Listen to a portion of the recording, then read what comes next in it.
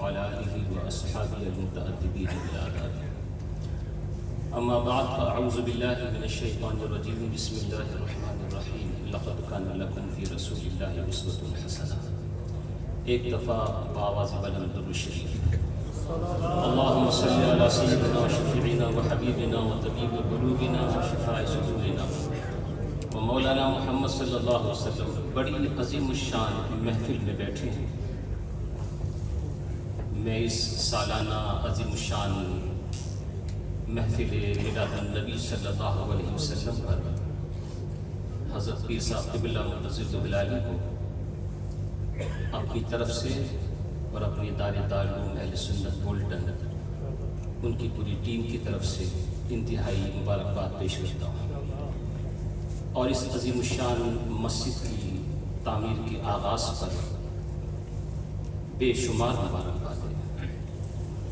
میں نے آپ سے کہا بآواز بلند درود شریف پڑھیں. آپ جانتے ہیں بآواز بلند کا مطلب کیا ہے. زور سے پڑھیں درود شریف. اللہم صلی علی سیدنا مولانا محمد صلی اللہ علیہ وسلم. امام اہل سنت نے کہا ہے، فرمایا بارگاہ رسالت میں عرض کیا. یہ برکت کے لیے اشعار چند پیش کرتا ہوں. نظر ایک چمن سے دو چار ہے، نظر ایک چمن سے دو چار ہے، نہ چمن چمن بھی نثار ہے. عجب اس کے گل کی بہار ہے کہ بہار بلبل اظہار ہے. آپ زور سے سبحان اللہ کہیں گے تو اگلا شعر پڑھوں گا. یہ سمن یہ سوسن و یاسمن خوشبودار پھولوں کے نام لیے. یہ سمن یہ سوسن و یاسمن یہ بنفش سنبل و نستر.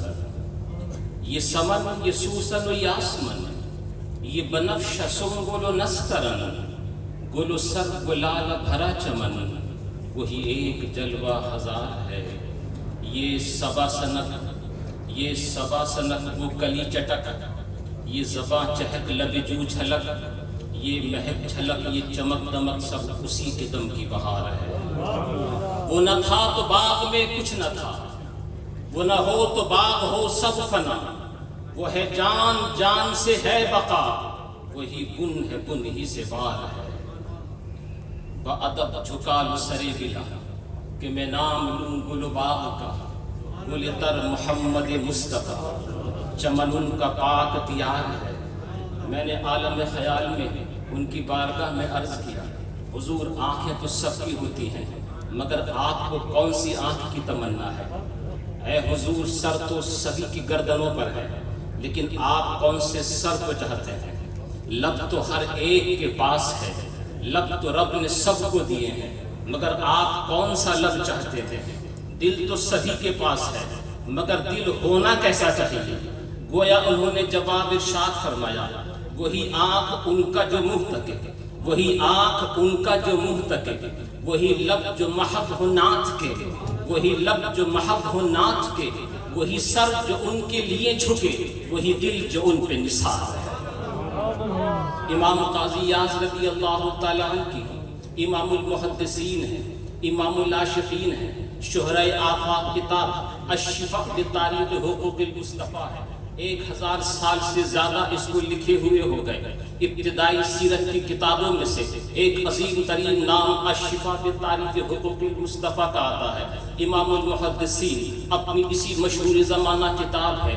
یہی کتاب کا یہی جلد دوم ہے، جلد ثانی ہے. جلد ثانی کی یہ فصل ثانی ہے اور فصل ثانی کے اندر حضرت امام قاضی یاز رضی اللہ تعالیٰ عنہ نے ایک حدیث نقل فرمائی، اپنی سند کے ساتھ نقل فرمائی. وہ کہتے ہیں کہ حضرت تمیم داری رضی اللہ تعالیٰ عنہ اس حدیث کے راوی ہے. آپ ارشاد فرماتے ہیں کہ اللہ کے نبی صلی اللہ علیہ وسلم نے ارشاد فرمایا.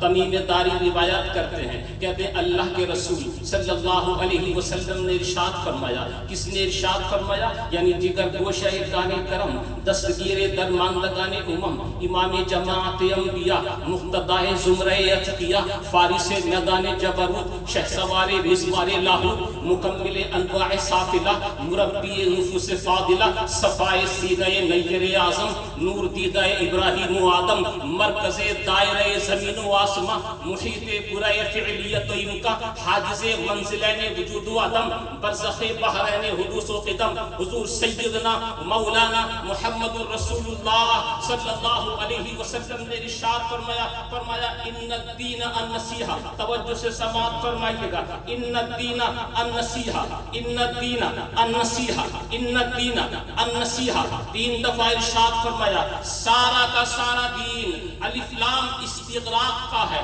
یا جنس کا معنی، پورا کا پورا دین نصیحت ہے، خیر خواہی ہے، اخلاص ہے، خلوص ہے۔ 3 دفعہ آپ نے فرمایا پورا دین خیر خواہی کا نام ہے۔ صحابہ کرام نے عرض کیا لمن یا رسول اللہ، حضور یہ بھی ارشاد فرما دے خیر خواہی کس کے لیے، اخلاص کس کے لیے، خلوص کس کے لیے؟ اللہ کے نبی صلی اللہ علیہ وسلم نے ارشاد فرمایا النصیحۃ للہ ولکتابہ ولرسولہ ولائمۃ الناس وعامتہم، نصیحت، خیر خواہی، خلوص، اخلاص اللہ کے لیے، اللہ کی کتاب کے لیے، اللہ کے رسول کے لیے، خلفائے راشدین اور خلفائے اسلام کے لیے اور امت مسلمہ کے لیے۔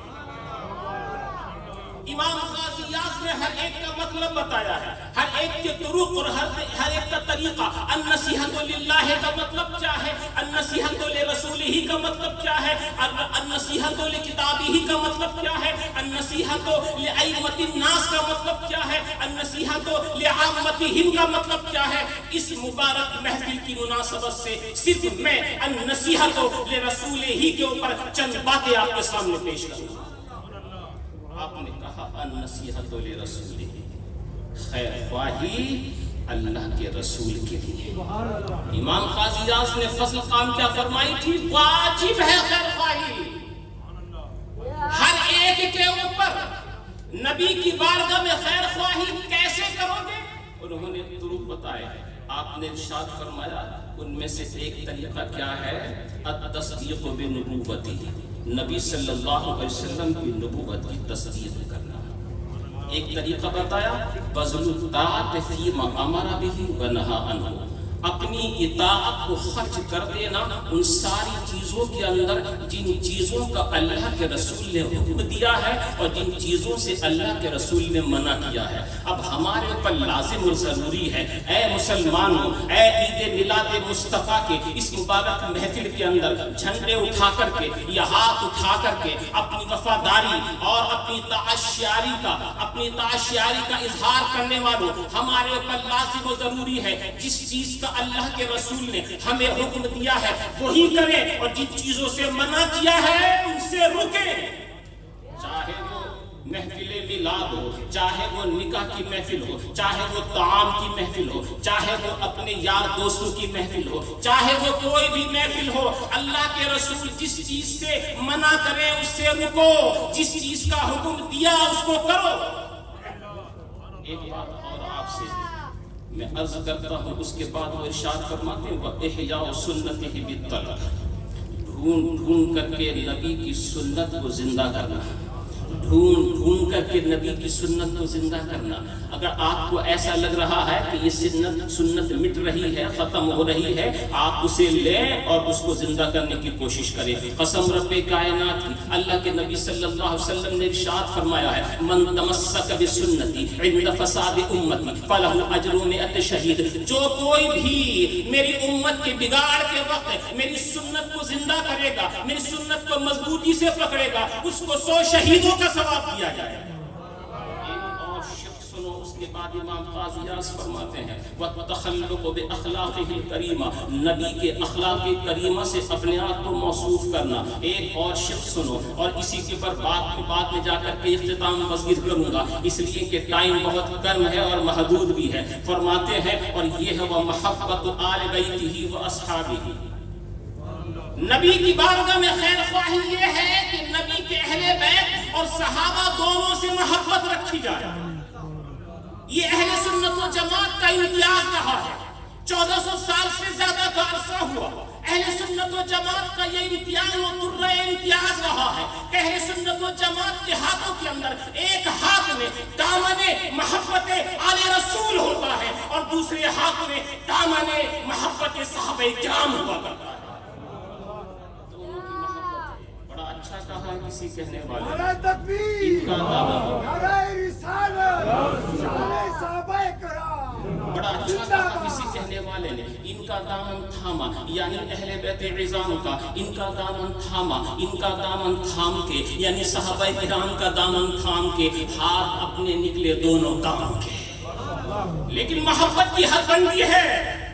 علماء کرام تشریف فرما ہے، مشایخ نظام جلوہ گر ہے، اللہ ان کو سب کو سلامت رکھے، اور جنہوں نے ان کو سب کو جمع کیا ہے اللہ ان سب کی برکتیں ان کو نصیب فرمائے. محبت کی حد بندی ہے. کبھی کبھی محبت میں ایسی باتیں ہوتی ہیں نہیں ہونی چاہیے. حضرت عیسیٰ کو خدا کا بیٹا کہا محبت میں، حضرت عزیر کو خدا کا بیٹا کہا محبت میں. ایسا نہیں کہ محبت جو کرے کرتے جاؤ، نہیں، محبت کی حد بندی ہے. رسول نے ہم کو بتا دیا، رسول علیہ السلام نے فرمایا انزل الناس منازلہم، جس کی جو منزل ہو اس کو وہ دینی چاہیے. جس کو جو منزل ہو، جس کا جو مرتبہ ہو وہ مرتبہ اس کو دینا چاہیے. محبت حد بندی رکھتی ہے. یہ حد بندی ہم کو خدا و رسول نے سکھائی. اس کے اندر ہمیں بالکل بیگانہ ہو کے نہیں چلنا چاہیے. ہمیں مراتب اور منازل ہم کو ہمارے بزرگوں نے سکھائے اور بتائے. سنو، جس کو رسول نے پہلا نمبر دیا اس نمبر کو کم کر کے کوئی اہل بیت نبوت کی محبت کا دم بھرے، یہ دم اس کا نہیں مانا جائے گا. جس کو پہلا نمبر ہے اسی کا پہلا نمبر ہے. میں یہ بات عرض کرتا ہوں ذمہ داری کے ساتھ. بہت سارے فضائل ہیں سب کے. سارے صحابہ کرام آنکھوں کے تارے ہیں، سارے کے سارے صحابہ کرام جنتی ہیں. ان میں سے بعض کے تو وہ فضائل ہیں ہماری زبانیں تھک جائیں مگر ان کے فضائل بیان نہیں ہو پائیں. ان میں سے ایک مولا کائنات بھی ہیں جن کے لیے 1,00,000 سے زیادہ احادیث صحیحہ کا ذکر کیا جاتا ہے. باوجود ان تمام تر چیزوں کے اہل سنت و جماعت کا یہ درہ امتیاز رہا ہے شروع دن سے لے کر کے آج تک. اور خود اس کی تائید مولا علی بھی فرماتے ہیں کہ افضل البشر بعد الانبیاء بالتحقیق ابو بکر کی ذات ہے. اب اگر کوئی محبت آل رسول کا نام لے کر، قسم رب کائنات کی، محبت آل رسول کا نام لے کر کے ابو بکر کے اس وصف کو منع کرنا چاہے گا یا اس سے انکار کرنا چاہے گا تو اس کی یہ دلیل یعنی محبت آل رسول کی یہ دلیل اہل سنت نے نہ کل مانی ہے، نہ آج مانیں گے، نہ کل مانی جائے. اس لیے کہ اہل بیت نبوت کی تعظیم و توقیر بھی ضروری ہے اور صحابہ کرام کی تعظیم و توقیر بھی ضروری ہے. اور آخری بات یہ فرمائی شفقت والا امتی، نبی کی امت پہ شفقت کرنا. نبی کی امت پہ شفقت کرو، نبی تم سے خوش ہوں گے.